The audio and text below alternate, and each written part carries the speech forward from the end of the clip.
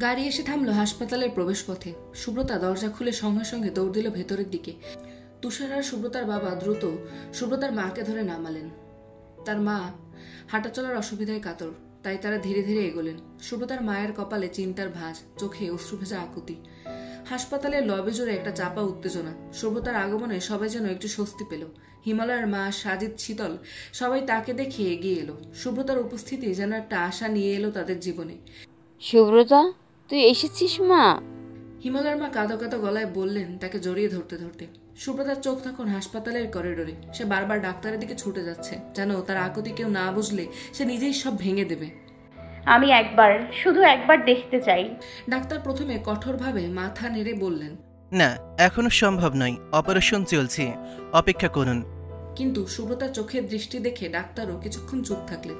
এদিকে সুব্রতার মা ভেতরে ঢুকতেই সবাই তার দিকে ছুটে এলো। হিমালয়ের মা বললেন, তুমি এসেছো সুস্থ হয়ে, দেখে যে কি আনন্দ হচ্ছে। আর এখন শুধু হিমালয়ের সুস্থ হয়ে যাওয়ার অপেক্ষা। ফুপিকে দেখলে আমার ছেলেটা ভীষণ খুশি হয়ে যাবে। সুব্রতার মা ধীরে ধীরে বললেন, আমার ছেলে মেয়ে সুখের জন্য আমি সবকিছু করতে রাজি, শুধু আমার হিমটা সুস্থ হয়ে উঠুক। একথা বলতে বলতেই তার চোখ ভিজে এলো। সবাই একসঙ্গে বসে পড়ল। করিডোরে শুধু শোনা যাচ্ছে অদ্ভুত এক নীরবতা। মাঝে মাঝে সুব্রতার কান্নার আওয়াজ সেই নীরবতাকে ভেঙে দিচ্ছে। সুব্রতার বাবা মাথা নিচু করে দাঁড়িয়ে আছেন, যেন সমস্ত দায়িত্ব তার কাঁধে। হাসপাতালের করিডোরে কেটে গেছে প্রায় 5 ঘন্টা। অপারেশন থিয়েটারের লাল আলো এখনো জ্বলছে। বাইরে অপেক্ষারত সবাই গভীর উদ্বেগে এক একটা মুহূর্ত পার করছে। সুব্রতা চুপচাপ বসে নেই, বারবার দরজার দিকে তাকাচ্ছে।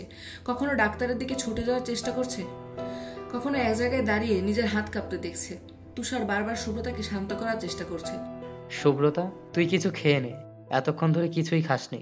তুই অসুস্থ থাকলে হিমালয়ের কাছে কিভাবে থাকবি? কিন্তু সুব্রতা মাথা নাড়িয়ে বলল, না ভাইয়া, আমি এখন কিছু খেতে পারবো না। আমার কিছু খেতে ইচ্ছে করছে না, শুধু হিম ভাইয়াকে দেখতে চাই। এভাবে আরো 1 ঘন্টা পেরিয়ে গেল, তখনও অপারেশন শেষ হয়নি। সুব্রতার মা বারবার বলছেন, মা তুই একটু খেয়ে নে, শরীর খারাপ করলে তুই কি হিমালয়ের পাশে থাকতে পারবি? অবশেষে 6 ঘন্টা পেরিয়ে যখন অপারেশন থিয়েটারের লাল আলো নিভে গেল, সবাই হুড়মুড় করে এগিয়ে এলো। ডাক্তার বের হওয়ার সঙ্গে সঙ্গে চারপাশ থেকে সবাই তাকে ঘিরে ধরল। ডাক্তার, হিমালয় কেমন আছে? আমার ছেলেটা বেঁচে থাকবে তো? ডাক্তার হাত তুলে সবাইকে থামালেন। মুখে একগুঁয়ে গাম্ভীর্য, কিন্তু চোখে ছিল সান্ত্বনা। পেশেন্ট এখন স্থিতিশীল, তবে একটা কথা বলতে হবে, ওনার ঘাড়ে আঘাত যেভাবে লেগেছে আর একটু উপরে বা নিচে হলে তাকে আমরা বাঁচাতে পারতাম না। তিনি ভাগ্যবান, আর আল্লাহ হয়তো কোনো ওসিলায় তাকে বাঁচিয়ে দিয়েছে নিজ হাতে ধরে। তবে তার ডান হাতটা আর ডান পাটা পুরোপুরি ঠিক হতে সময় লাগবে, সম্ভবত কয়েক মাস। সবাই একটু হালকা শ্বাস ফেলল। সুব্রতা প্রশ্ন করল, জ্ঞান ফিরবে কবে? আমি কবে তার সঙ্গে কথা বলতে পারবো? ডাক্তার গভীর দৃষ্টিতে তাকিয়ে বললেন, জ্ঞান ফিরতে কমপক্ষে 24 ঘন্টা লাগবে। আপনারা এখন ওনার জন্য প্রার্থনা করুন। শারীরিক আঘাত ঠিক হতে হবে, তবে মানসিক আঘাত কাটিয়ে উঠতে সময় লাগবে। এই কথা শুনে সুব্রতার চোখে আবারও অশ্রু জমল। তবে এবার সেটা অন্ধকারের নয়, একটু আশার আলো দেখার আনন্দের। হিম ভাইয়া বেঁচে আছে, এটাই যথেষ্ট। হাসপাতালের অপেক্ষার ঘরে সবাই যখন নিজেদের মধ্যে কথা বলছিল, হিমালয়ের মা হঠাৎ সুব্রতার দিকে চোখ তুলে তাকালেন। সুব্রতার অশ্রুসিক্ত চোখ দেখে তার মনের রাগ একটু নরম হয়ে এলেও মুখে সেটা প্রকাশ করলেন না। তিনি একটু কঠিন স্বরে বললেন, সুব্রতা, তুই কি ভেবেছিলি হিমালয় তোমাকে ছাড়া থাকতে পারবে? তোর জন্যই তো সে এই অবস্থায় এসেছে। অফিসে যায়নি, ভার্সিটির কাজ ফেলে দিয়েছে, মদ সিগারেটের নেশা বুঁদ হয়ে থেকেছে। এটা তুই কিভাবে হতে দিলি রে? সুব্রতা কেঁদে ফেলল। তার কথাগুলো আটকে গেল, তবুও কাঁপা কাঁপা কণ্ঠে বলল, আমি তো এসব কিছুই চাইনি মামি। হিম ভাইয়া যে আমাকে এতটা ভালোবাসবে আমি ভাবতে পারিনি। সে নিজেই নিজের জীবনটা এভাবে নষ্ট করলো। নিজেই সব কিছু। তুই তো ওকে ছেড়ে চলে গেলি। একটা সংসার টিকিয়ে রাখার জন্য কষ্ট করতে হয়, ত্যাগ করতে হয়। সেটা তুই করেছিস কোথায়? আর এখন যখন ও মৃত্যুর সঙ্গে লড়ছে, তখন এসেছিস আর কাঁদছিস? কাঁদলে কি ও ফিরে আসবে আগের মতো? সুব্রতার কান্না আরো বেড়ে গেল। তুষার পাশে দাঁড়িয়েছিল। সে হিমালয়ের মায়ের কথাগুলো শুনে একটু এগিয়ে এলো।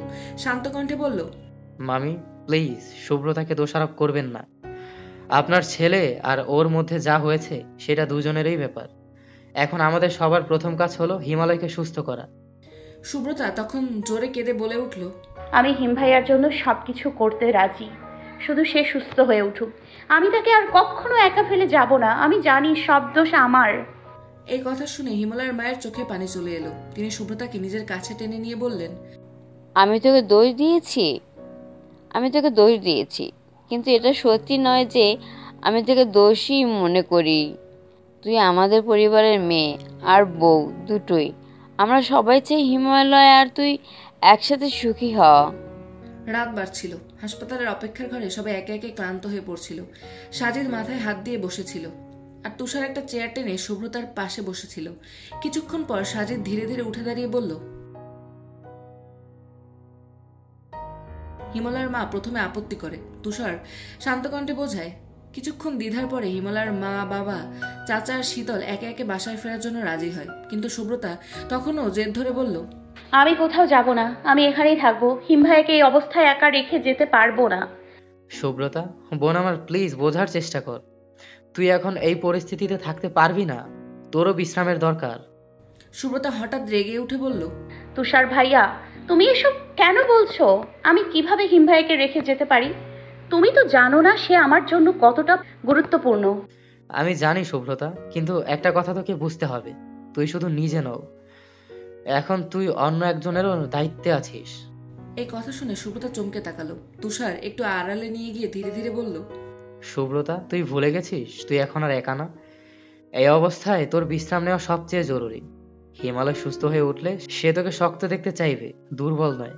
সুব্রতা কিছুক্ষণ চুপ থেকে চোখ মুছল, তারপর ধীরে ধীরে বলল, ঠিক আছে মা, আমি বাড়ি যাব, কিন্তু সকালে আমি আবার আসবো। তুষার, সুব্রতার মা আর বাকিরা তাকে নিয়ে হাসপাতাল থেকে বেরিয়ে গেল। সুব্রতার সন্তানের কথা এখনো বাড়ির অন্যদের অজানা রইল। সবাই বাড়িতে ফিরে গেল, শুধুমাত্র তুষার আর সাজিদ থেকে গেল হাসপাতালে। রাত গভীর। হাসপাতালের করিডোরে নিস্তব্ধতা নেমে এসেছে। তুষার আর সাজিদ অপেক্ষার ঘরে বসেছিল। সাজিদ ডায়েরিতে কিছু লিখছিল, আর তুষার চুপচাপ জানালার পাশে দাঁড়িয়ে বাইরে তাকাচ্ছিল। হঠাৎ তুষার গভীর গলায় বলল, সাজিদ, আমি একটু বাইরে যাচ্ছি, একটা কাজ আছে, তুই হিমালয়ের কাছে থাকিস। সাজিদ ভ্রু কুঁচকে বলল, এত রাতে বাইরে যাচ্ছ কেন? হিমালয়ের এই অবস্থা, তোমার দরকার পড়তে পারে তুষার ভাইয়া। তুষার শান্ত গলায় বলল, আমি জানি, কিন্তু এটা জরুরি, কয়েক ঘন্টার মধ্যেই ফিরবো, তুই এখানেই থাক। তুষার দ্রুত হাসপাতাল থেকে বেরিয়ে গাড়িতে উঠল। হেডলাইটের আলো রাস্তাকে উজ্জ্বল করছিল, আর তার চোখে এক অদম্য দৃঢ়তা। সে সোজা সেই মাঠের দিকে রওনা দিল যেখানে হিমালয়কে অচেতন অবস্থায় ফেলে রাখা হয়েছিল। মাঠে পৌঁছায় তুষার, চারপাশে নজর গোলায়। জায়গাটা শুনশান, তবে ঘটনাস্থলের চিহ্নগুলো এখনো রয়ে গেছে, ভাঙা ঘাস, রক্তের দাগ। তুষার ফোন বের করে কয়েকজনকে কল করলো। কয়েক মিনিটের মধ্যেই তার পরিচিত কিছু লোক সেখানে হাজির হলো। তুষার তাদের নির্দেশ দিল, এই জায়গার আশেপাশে যারা থাকবে বা সেদিন রাতে কিছু দেখেছে, আর না হলে সিসিটিভি ফুটেজ দেখার ব্যবস্থা করো, তাদের খুঁজে বের করো। আমি জানতে চাই এখানে কারা ছিল। লোকগুলো দ্রুত কাজ শুরু করলো। এলাকায় ছড়িয়ে পড়লো তারা। তুষার ধৈর্য ধরে দাঁড়িয়ে অপেক্ষা করছিল। মনের ভেতর ক্ষোভের আগুন জ্বলছে। 1 ঘন্টার মধ্যেই একটা তথ্য তার হাতে এলো। এক স্থানীয় লোকের সাহায্যে তারা সিসিটিভি ফুটেজ দেখলো, আর মোবাইলে সেটার পিকচার তুলে আনলো। পিকচার দেখেই তুষার আকাশকে চিনে ফেললো। তুষারের মুখ কঠিন হয়ে গেল। সে আরো কিছু প্রশ্ন করে নিশ্চিত হলো যে আকাশই হিমালয়কে আক্রমণ করেছে। কয়েক মিনিট পর আর একজন পরিচিত এসে বলল, তুষার ভাই, সেদিন আকাশের সঙ্গে যারা ছিল তারা রাজনের লোক। রাজন? তুষার নামটা শুনে থমকে গেল। সে জানতো রাজন এলাকার একজন কুখ্যাত গ্যাং লিডার। তুষারের মুঠো শক্ত হয়ে গেল। সে নিজের মনে প্রতিজ্ঞা করল, আমি এই অন্যায়ের বিচার করব। আকাশ আর তার সঙ্গীদের ছেড়ে দেব না। আমার ভাইয়ের ওপর যে আঘাত তারা করেছে তার জবাব আমি দেব। তুষার একবার মাঠের দিকে তাকালো, তারপর দৃঢ়পদে ফিরে এলো গাড়ির কাছে। তার চোখে জ্বলছিল প্রতিশোধের প্রতিজ্ঞা। তুষার নিজের পরিচিত লোকজনকে একত্রিত করে কঠিন গলায় বলল, আজ রাত শেষ হওয়ার আগেই আকাশকে খুঁজে বের করতে হবে। ওকে পূর্ণ গোডাউনে নিয়ে আসো। আমি ওর সাথে সরাসরি কথা বলতে চাই। একটা সুযোগও মিস করো না। তুষারের আদেশে লোকগুলো ছড়িয়ে পড়ল। এদিকে সুব্রতা পুরো রাত জেগেছিল। তার চোখের পাতা একবারের জন্য একসাথে হয়নি। হিমালয়ের স্মৃতি তাকে তাড়িয়ে বেড়াচ্ছিল। সুব্রতার মা বারবার তার পাশে বসে তাকে সান্ত্বনা দেওয়ার চেষ্টা করছিলেন। মা, একটু ঘুমিয়ে নাও, এমন করলে তোমার শরীর খারাপ করবে। না মা, আমি ঘুমোতে পারবো না। হিম ভাইয়ার এই অবস্থায় আমার চোখ বন্ধ করা সম্ভব নয়। মায়ের কথায় পাত্তা না দিয়ে সুব্রতা সেই রুমে ঢুকে পড়লো, তাদের নিজস্ব রুম, যেখানে হিমালয় আর সুব্রতা একসাথে থাকতো।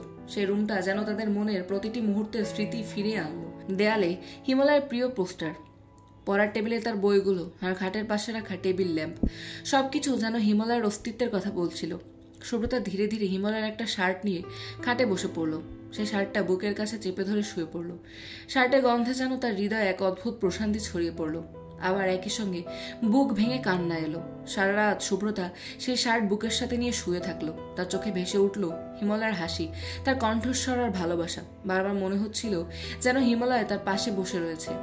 এদিকে তুষার পুরনো গোডাউনের সামনে গাড়ি থামিয়ে নামলো। তার চোখে কঠিন দৃঢ়তা। সে জানতো আকাশ আর তার লোকজনকে ছেড়ে দেওয়া উচিত হবে না। রাতের অন্ধকারে গোডাউনের চেহারা যেন প্রতিশোধের আগুন জ্বালিয়ে দিচ্ছিল। পুরনো গোডাউনের মেঝেতে আকাশকে শক্ত করে বেঁধে রাখা হয়েছে। তার চারপাশে তুষারের লোকজন দাঁড়িয়ে, প্রত্যেকের চোখে ক্রোধ আর প্রতিশোধের আগুন। গোডাউনের অন্ধকারে আকাশের মুখে কোনো রং ছিল না, ভয়ে তার গলা শুকিয়ে এসেছিল। তুষার ধীর পায়ে বড় ঘরটায় প্রবেশ করল। তার প্রত্যেকটা পদক্ষেপ যেন ঘরের পরিবেশ ভারী করে তুলছে। লোকজন তুষারের জন্য রাস্তা করে দাঁড়িয়ে গেল।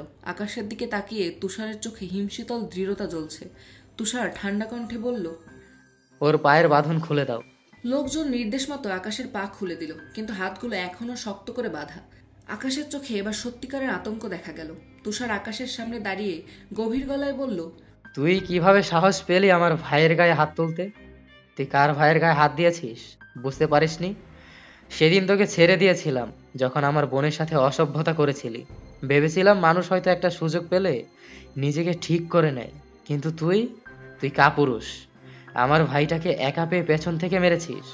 সামনে থেকে আসার সাহস ছিল না, তাই না? তুই জানিস তুই কি করেছিস? আমার ভাই মৃত্যুর সাথে লড়ছে। প্রায় মৃত অবস্থায় ওকে পাওয়া গেছে। আজকে তোকে সেই কাপুরুষতার ফল পেতে হবে। এটা বলেই তুষার হাতে একটা লোহার পাইপ তুলে নিল। পাইপটা হাতে নিতেই ঘরে ভয়ের শীতল হাওয়া বইতে লাগলো। আকাশ কাঁপতে লাগলো। তার মুখে কথা ফোটানোর সাহস হলো না। পাইপটা নিয়ে তুষার আকাশের দিকে এগিয়ে গেল। আকাশের দেহ থরথর করে কাঁপছিল। তার মুখে কোনো রং ছিল না। আর ঠিক তখনই তুষার প্রথম আঘাতটা করলো আকাশের পায়ে। আঘাতের তীব্রতায় আকাশ চিৎকার করে উঠল। প্রায় টানা আধা ঘন্টা আকাশকে মেরে রক্তাক্ত করলো তুষার। ঘরের পরিবেশ থমথমে হয়ে গেল। লোকজন নীরবে দাঁড়িয়ে, কেউ বাধা দেওয়ার সাহস করলো না। তুষারের প্রতিশোধের আগুন ঘরের প্রতিটা কোণায় ছড়িয়ে পড়ল। রাত গভীর হয়ে এসেছিল। পুরনো গোডাউনের অন্ধকারের প্রতিশোধের সেই মুহূর্ত শেষ হতে চলছিল। তুষারের চোখে তখনও ক্রোধের আগুন। আকাশ আধমরা হয়ে মেঝেতে পড়েছিল। তার শরীর থেকে রক্ত গড়িয়ে পড়ছে। তুষার ঠান্ডা গলায় বলল, তোর মতো কাপুরুষকে মরারও অধিকার দেই না। এই অবস্থাতেই রাস্তায় ফেলে রাখবো তোকে। বেঁচে থাকলে জীবন ভর আমার ভাইয়ের সেই যন্ত্রণা মনে রাখবি। আকাশকে টেনে নিয়ে বাইরে বের হলো। ফাঁকা রাস্তার একপাশে গিয়ে তাকে ছুঁড়ে ফেলে দিল। আকাশ কোনো শব্দ করলো না। তার নিস্তেজ দেহটা মাটিতে পড়ে রইল। ঠান্ডা হাওয়া বইছিল আর আকাশ অচেতন হয়ে রক্তে ভিজতে লাগলো।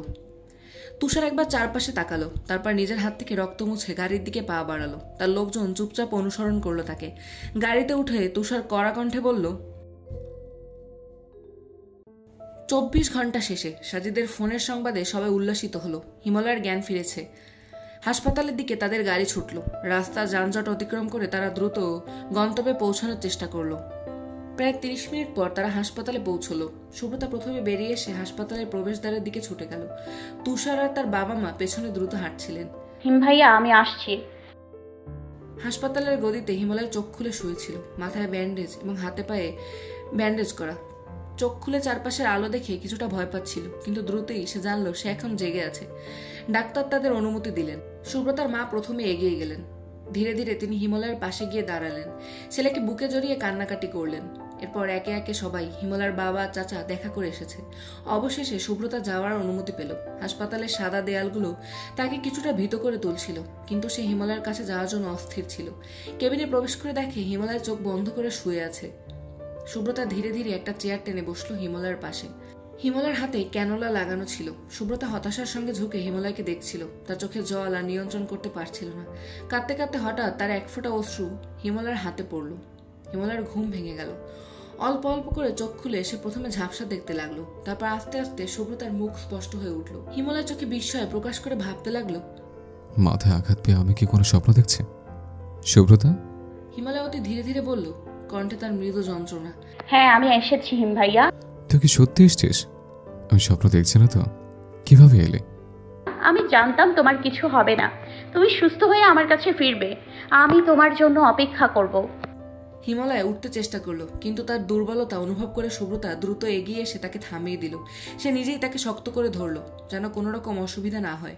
হিমালয় উঠে হেলান দিয়ে বসলো আর সুব্রতাকে এক হাত দিয়ে জোরালো ভাবে জড়িয়ে ধরলো। সুব্রতা কেঁদে উঠল। হিমালয়ের ক্যানোলা লাগানো হাত দিয়ে সুব্রতাকে জড়িয়ে ধরতে গিয়ে হঠাৎ করে তার হাত থেকে রক্ত বের হতে লাগলো। ক্যানোলার পাঁজর ভেদ করে রক্ত বেরিয়ে এসে সুব্রতার পিঠের উপর লেগে গেল। হিমালয় ব্যথাতুর কণ্ঠে বলল। সুব্রতা কিছুটা বিচলিত হয়ে বলল, কি হয়েছে তোমার? কোথায় কষ্ট হচ্ছে? হিমালয় আবারও তাকে জোর করে জড়িয়ে ধরল। আমি ভালো আছি, কোনো কষ্ট নেই। চুপচাপ আমাকে জড়িয়ে ধরো না কিভাবে? কিছুক্ষণ পর হিমালয় তখন বুঝতে পারলো ক্যানোলার জন্য কিছু অসুবিধা হচ্ছে। সে ধীরে ধীরে সুব্রতাকে বলল, এটা খোল। সুব্রতা কিছুটা বিস্মিত হয়ে বলল, আরে আরে কি করছো? ক্যানোলা খুললেই তো সমস্যা হবে। খুলে দে এটা, খুলে দে, এটা আমাকে অসুবিধা দিচ্ছে।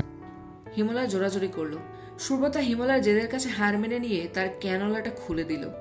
এখন সে আর নিজের মধ্যে নেই। সুব্রতাকে এতদিন পর কাছে পেয়ে সে আবার জড়িয়ে ধরলো। হিমালয় তার গোলাপি ঠোঁটগুলোতে চুমু খেতে লাগলো, কপালে গালে। আমি কি এখনো স্বপ্ন দেখছি নাকি? সুব্রতা তার হৃদয়ে এক উষ্ণ অনুভূতি অনুভব করতে লাগলো, কিন্তু হিমালয়ের গোলাপি ঠোঁটগুলো এবার অনেকটাই কালচে হয়ে গেছে সিগারেটের কারণে। এটা দেখে তার মনে একটু উদ্বেগ জাগলো। হিম ভাইয়া, সিগারেটের জন্য তোমার ঠোঁটগুলো। হিমালয় হাসতে হাসতে বলল, সিগারেট নিয়ে চিন্তা করাটা তোর কাজ নয়। আমি বেঁচে আছি, তুই এখানে আমার কাছে আছিস, এই যে আমার জন্য সবকিছু। সুব্রতা হিমালয়ের মাথা, হাত এবং পায়ের আঘাতগুলো মন দিয়ে দেখছিল। তার চোখে জল চলে এলো। কাপা কাপা কণ্ঠে বলল, তোমার খুব কষ্ট হচ্ছে না? হিমালয় কিছুটা হাসলো, যদিও তার মুখে ব্যথা স্পষ্ট। তোকে কাছে পেয়েছে, আর কোনো কষ্ট নেই। কিছুটা আশ্চর্য হয়ে সুব্রতা বলল, এখনো কষ্ট হচ্ছে না? মনে হচ্ছে আকাশ তো মেরে ভালোই করেছে, নাহলে তোকে আর ফিরে পেতাম না। চুপ করো, কি বলছো? যদি তোমার কিছু হয়ে যেত তখন আমার কি হতো? আমি কিভাবে বাঁচতাম? আমার জন্য দুঃখ করিস না, আমি আবার ঠিক হয়ে উঠবো, তোর জন্য আমি লড়বো। কিন্তু আমি তো তোমাকে হারাতে চাই না। হিমালয় ধীরে ধীরে সুব্রতার চোখে তাকিয়ে বলল, তুই আমাকে হারাবি না, আর আমি তোকে আর হারাতে দিব না, কিছুতেই না। হঠাৎ একজন নার্স এসে বলল, সময় শেষ, এখন ওনাকে খাবার খাওয়াতে হবে। হিমালয় নার্সের দিকে তাকিয়ে রিকোয়েস্ট করলো, দয়া করে আমার বউকে থাকতে দিন সিস্টার। আমি খাইয়ে দিব ওনাকে, আমার কাছে দিন খাবার সিস্টার। নার্স কিছুক্ষণ ভেবে দেখলো, তারপর বুঝলো যে তারা একে অপরকে নিয়ে কতটা বিচলিত। তাই সে সুব্রতার হাতে স্যুপ দিয়ে বলল, ঠিক আছে, আপনি খাইয়ে দিন। ওনাকে আর বেশি সময় থাকবেন না, যা করার কিন্তু দ্রুত করতে হবে। সুব্রতা তৎক্ষণাৎ স্যুপের পাত্র নিয়ে হিমালয়ের পাশে এসে বসলো। সে ধীরে ধীরে স্যুপ তুলে হিমালয়ের ঠোঁটে লাগানোর চেষ্টা করলো। এই নাও, স্যুপটা খেয়ে নাও। হিমালয় ধীরে ধীরে খাবার খাচ্ছিল। সুব্রতাকে দেখে হিমালয় বুঝলো যে ও খাওয়া দাওয়া একদম করেনি, শুকিয়ে গেছে। তার কোমল হাত দিয়ে হাসপাতালে দেওয়া একটা বিস্কিট তুলে সুব্রতাকে খাইয়ে দিতে চাইল, কিন্তু সুব্রতার মুখে বিস্কিটের গ্লুকোজের স্বাদ লাগতেই সে অস্থির হয়ে উঠল, প্রায় বমি চলে আসলো। সুব্রতা? হিমালয় হতভম্ব হয়ে বলল, আর সুব্রতা দ্রুত ছুটে গিয়ে বেসিনে বমি করলো। মুহূর্তের মধ্যে সুব্রতা মুখ ধুয়ে ফিরে আসলো, কিন্তু হিমালয়ের চিন্তা বাড়তে লাগলো। কি হচ্ছে? তুই অসুস্থ? না খেয়ে না ঘুমিয়ে নিশ্চয় অসুখ বানিয়েছিস। এভাবে চলতে পারে না, তুই যদি কিছু না খাস আমি কি করব? সুব্রতা কিছু বলল না। তার মনে একটাই কথা চলছিল, যখন সে বাড়ি ফিরবে তখনই সবকিছু খোলাসা করে বলবে। দুদিনের চিকিৎসা শেষে হিমালয়কে হাসপাতাল থেকে রিলিজ দেওয়া হলো। হাসপাতালের দিনগুলোতে সুব্রতা দিনের বেলায় হিমালয়ের পাশে থাকতো, কিন্তু রাতে বাড়িতে ফিরে বিশ্রাম নিত। চিকিৎসকদের পরামর্শে হিমালয়ের শরীর কিছুটা সুস্থ হলেও এখনও সম্পূর্ণ সেরে ওঠেনি। আজ হিমালয় বাড়ি ফিরেছে। তার ডান হাত ব্যান্ডেজে মোড়ানো, যা গলায় ঝোলানো অবস্থায় রয়েছে। হাঁটতে গেলে ডান পা এখনও পুরোপুরি সার দিতে পারছে না, তাই তাকে লাঠি ভর দিয়ে চলতে হচ্ছে। বাড়ি ফেরার সময় পরিবারের সবাই তার সঙ্গে ছিল। সুব্রতা হিমালয়ের পাশে থেকে তাকে সাপোর্ট দিচ্ছিল, যেন কোনোভাবে হোঁচট না খায়। গাড়ির ভেতরেও সুব্রতা তার হাত ধরে রাখে, যাতে হিমালয় অনুভব করতে পারে যে সে একা নয়। হিমালয় নিজের কষ্ট লুকিয়ে সুব্রতার দিকে তাকিয়ে হাসলো। সুব্রতাও তার দিকে তাকিয়ে চোখের জল আড়াল করলো। পরিবারের ভালোবাসায় ঘেরা তার একমাত্র ফুপুর ফিরে আসা এই মুহূর্তটা যেন হিমালয়ের ব্যথাগুলো কিছুক্ষণের জন্য ভুলিয়ে দিল। এদিকে তুষার হিমালয়ের দুর্ঘটনার পর থেকে দুদিন ধরে কোথাও দেখা দিচ্ছে না। হাসপাতালেও সে আসেনি, এমনকি বাড়িতেও তার অনুপস্থিতি সবাইকে ভাবিয়ে তুলেছে। সুব্রতা আর পরিবারের অন্যরা বারবার তার খোঁজ নেওয়ার চেষ্টা করলেও তুষার একবার মাত্র ফোন করে জানিয়েছে, আমি জরুরি কাজে ব্যস্ত, দুদিন সময় দাও, দুদিন পরেই বাসায় ফিরছি। হিমালয়ও তুষারের হঠাৎ অদৃশ্য হয়ে যাওয়া নিয়ে চিন্তিত। তুষারের এমন আচরণ অস্বাভাবিক, আর এটার পেছনে নিশ্চয়ই বড় কিছু লুকিয়ে আছে বলে সবার ধারণা। সুব্রতা যদিও জানে তুষার তার জন্য সবকিছু করতে পারে, তবুও সে একটু অস্বস্তি বোধ করছে। নিজের মনে সে ভাবছে, তুষার ভাইয়া এভাবে কোথায় চলে গেল? তার কি কোনো পরিকল্পনা আছে? হিম ভাইয়া তো অনেক কষ্টে ফিরে এসেছে, তাহলে তুষার ভাই কেন দূরে দূরে থাকছে? এই অস্থিরতার মধ্যে 2 দিন কেটেছে। হিমালয় নিজের ঘরের বিছানায় বসে আছে, শরীরে এখনো আঘাতের চিহ্ন স্পষ্ট। সুব্রতা নিজের হাতে ওকে খাবার খাইয়ে দিচ্ছে। ওর কয়েকবার বমি চলে এসেছে। সুব্রতার এমন অবস্থায় হিমালয় কিছুটা চিন্তিত হলেও ভেবেছে হয়তো অন্য কোনো কারণে অসুস্থ। সুব্রতা সবসময় ওর যত্ন নিচ্ছে, তাই হিমালয় এই বিষয়ে আর কিছু বলেনি। এদিকে বাড়ির পরিবেশ সম্পূর্ণ পাল্টে গেছে। সুব্রতার মা যখন জানলো তাদের জীবনে নতুন সদস্য আসতে চলেছে, পুরো বাড়ি আনন্দে মাতোহারা হয়ে ওঠে। হিমালয়ের মা প্রথমে ওকে জড়িয়ে ধরে বলেন, আমাদের পরিবারের জন্য এর চেয়ে বড় সুখবর আর কিছু হতে পারে না। হিমালয় যে এত বড় একটা দুর্ঘটনার পরেও আমাদের মাঝে আছে, এখন আমাদের বাড়িতে নতুন জীবন আসছে, এটা আল্লাহর অনেক বড় নেয়ামত। হিমালয়ের বাবা এই খবরে এতটাই উচ্ছ্বাসিত হয় যে শহরের বিখ্যাত দোকান থেকে প্রচুর মিষ্টি কিনতে বেরিয়ে পড়েছেন। বাড়ির প্রতিটি সদস্য আনন্দে আত্মহারা। এদিকে হিমালয় নিজের ঘরে বসে জানালার বাইরে তাকিয়ে আছে। ওর মুখে প্রশান্তি, কিন্তু চোখে এক ধরনের চিন্তা। সুব্রতার জন্য আর নিজের অসুস্থতার জন্য সব মিলিয়ে আগামী ভবিষ্যতের কথা চিন্তা করে ওর মন ভারাক্রান্ত। অবশেষে হিমালয়ের বাবা আর চাচা মিলে অনেক মিষ্টি এনেছে। পাশের বাড়ির আত্মীয় স্বজন সবাইকে মিষ্টি বিলিয়ে তারপর বাসায় নিয়ে এসেছে। পুরো ড্রয়িং রুমে আনন্দ উত্তেজনার শোরগোল শোনা যাচ্ছে। হিমালয় নিজের ঘরে বসে শুনতে পাচ্ছে, তবে ওর বোধগম্য হচ্ছে না এত আনন্দ কেন। তার ফিরে আসাতেই কি এত আনন্দ হচ্ছে, নাকি অন্য কিছু? অনেকক্ষণ পর মিষ্টি হাতে নিয়ে সাজিদ দরজা ঠেলে ঘরে ঢুকলো। হিমালয় তখন বিছানায় হেলান দিয়ে বসে আছে। সাজিদ দরজা ঠেলে ঢুকতেই হিমালয় দেখলো সাজিদের হাতে মিষ্টির বাক্স। অবাক হয়ে বলল, কি রে, মিষ্টি কেন? বাড়িতে কিসের এত আনন্দ? সাজিদ একটু মুচকি এসে বলল, তোর ঘরে বসে থাকাটা তো ঠিক না, নিচে যা, নিজে দেখে আয়। আরে তুই বল না, কার বিয়ে ঠিক হচ্ছে নাকি? সাজিদ হেসে উত্তর দিল, তোর চিন্তা দেখে হাসি পাচ্ছে। না, বিয়ে না, নতুন অতিথি আসছে বলেই এই আনন্দ। হিমালয় অবাক হয়ে বলল, নতুন অতিথি? ওরে, এত তাড়াতাড়ি বাবা হয়ে যাচ্ছিস নাকি? দূর, আমার না, তুই তো বাবা হতে চলেছিস, সুব্রতা মা হতে চলেছে। হিমালয়ের হাত থেকে আধ খাওয়া মিষ্টির টুকরো নিচে পড়ে গেল। কিছুক্ষণ স্থির হয়ে বসে রইল, যেন তার মস্তিষ্ক সবকিছু বুঝে নেওয়ার চেষ্টা করছে। তারপর মাথা তুলে ধীরে ধীরে বলল, সুব্রতা প্রেগন্যান্ট?